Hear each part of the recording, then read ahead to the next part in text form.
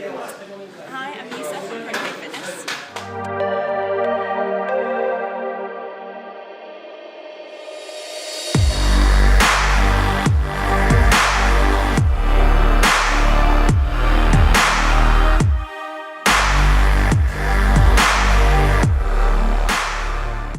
Hey guys, before I get started on discussing the training, I would love your feedback for anyone that watches these video logs, what it is that you watch them for basically. I'm thinking of switching around the format with them to either having so my face in the corner with some training footage in the background, either discussing the training itself and the concepts that I'm using and how you can apply that into your own training, or taking away the face and just having the voiceover, and alternatively having what I've been doing in the last few, which is like a video article on something that's kind of unrelated to the training footage that you're seeing in the background. So something like on sleep or recovery or RPE or whatever. So would be interested to hear your thoughts and yeah, let me know. So anyway, the theme of this one I was going to talk about is keeping your technique very replicable and very mechanical. So I'm still being coached by Eric Helms, and he's pointed out to me after seeing some of my training footage that I don't really have a set ritual for a lot of movements. And I have been trying to do that with squat, but with, as you can see with the sumo deadlift here and a few of the other things, it's just a bit loose. And if you look at a lifter like Mike Tuchscherer, he is just an absolute robot in that every time he sets up for something, it looks exactly the same. The mechanics of the movement are always the same, and even if it's maximal for him, when he struggles, it's not like the hips rise first in the deadlift or something, like the whole lift just stops. So the ultimate goal would be for that to be the case and not to have any kind of asymmetric form breakdown in a certain part of the movement.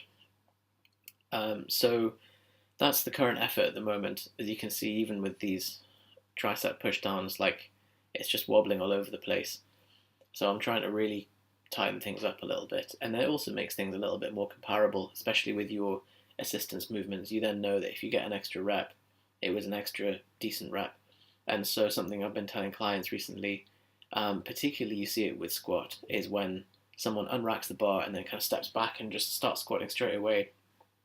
And there's a link that I'll put in the description below on squat setup that points out that when you unrack the bar, you should really stand there for a second, allow the weight to settle, then take 1 step, 2 steps back, breathe, and down, rather than just going straight away and then the bar's wobbling and you could have some rotation there. So worth thinking about in your own training. Also, you can see that I'm still in the transition phase between finishing the last competition and starting meet prep. So I'm doing a lot more kind of higher rep stuff, hypertrophy work, which is a lot more fun. Just a break from squatting 4 times a week with pretty high percentages. So I'm certainly enjoying that and sporting the wife beater, as you can see. So, and then also I'm doing some sumo deadlift.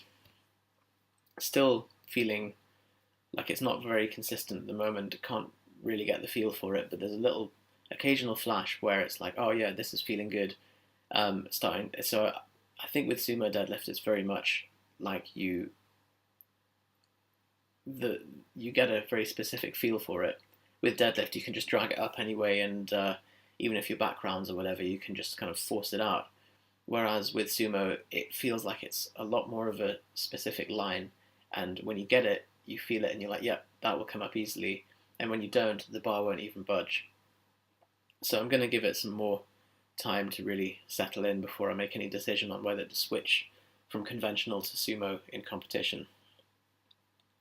So that's all I had to discuss today. Basically, make your technique more mechanical, try and keep things as replicable as possible. Don't do what you're seeing me do in this video of just wobbling all around the place. And that should make things a little bit more comparable.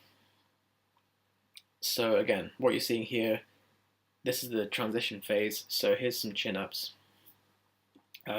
Doing sets of 8 to an RPE 8.5.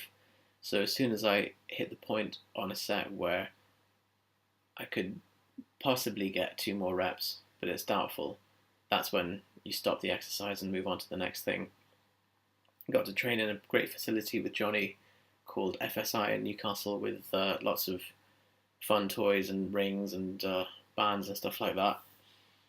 Again, thought I would film some more of the assistance movements because normally I'm just kind of filming the main stuff, and it's probably giving the impression that I only squat, bench, and deadlift. This highlighted to me how loose my form is as well. If you see Johnny's video log, you'll notice that his dumbbell row form, for example, is a lot tighter, and there's too much torso movement there for my liking. I know some people like to advise doing croc rows, and which is where you pick a dumbbell that you could maybe just do 10 reps with and try and knock out 20 by swinging around, but I'm not convinced that, yeah, maybe it's good for grip, but you're not really training the target muscle group by doing that. So I've learned my lesson, and next video log you see should be a lot more tight, even if I have to drop the weight in the short term. Just at the end, I was messing around with some rings, trying some front levers and things like that. It would be nice to do, and I think because I've got a pull-up bar at home, I can start drilling some of that. Also helps with, I think there is some carryover, particularly to bench and deadlift, because it's an isometric contraction of the lats. It helps with these sort of keeping yourself stable and off the chest with a bench, and also in the deadlift here, just keeping the upper back tight.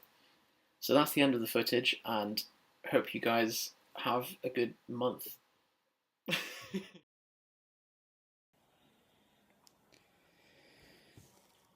If you actually get bogged down